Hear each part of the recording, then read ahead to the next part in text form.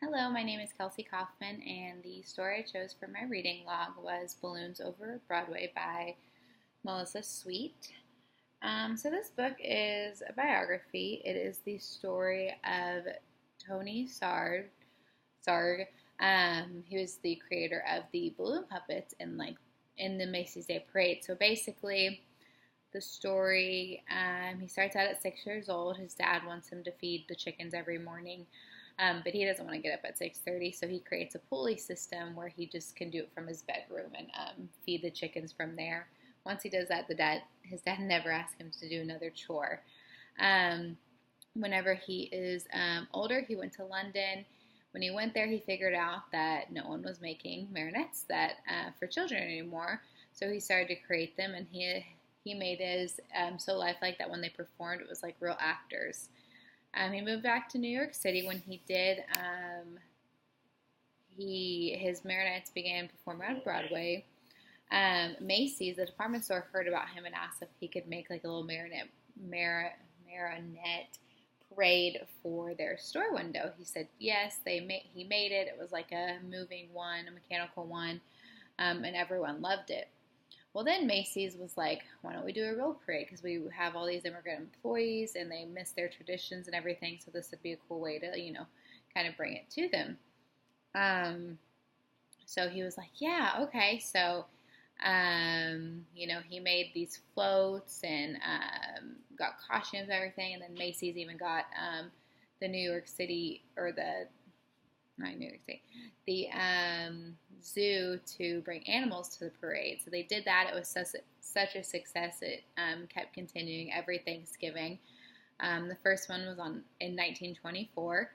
But each year when they brought the animals growled and the kids were scared. So they were like, Tony, can you make can you make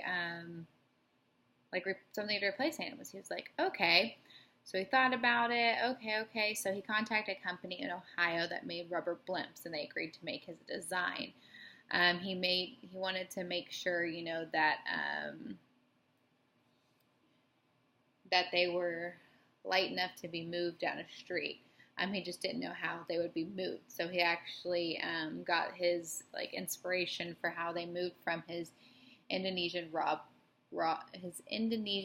puppet in his collections. Some of the balloons were 6 feet tall. They were half puppet, half balloon. But the streets were so crowded that no one could really see the parade anymore because the streets were crowded and these balloons weren't that high. So he's like, I need them to be bigger. So he thought about it. He was like, okay, we got to go bigger and higher. So he thought of doing the opposite of puppets. Puppets you control from up top. What about controlling from bottom? So we went back to the company in Ohio, and instead of using rubber, asked them to use rubber silk because it's lighter, and then instead of just air, to use helium because helium, lifts it up and is lighter. So they made them. They let the helium out. They sent them. Well, he put helium in the morning.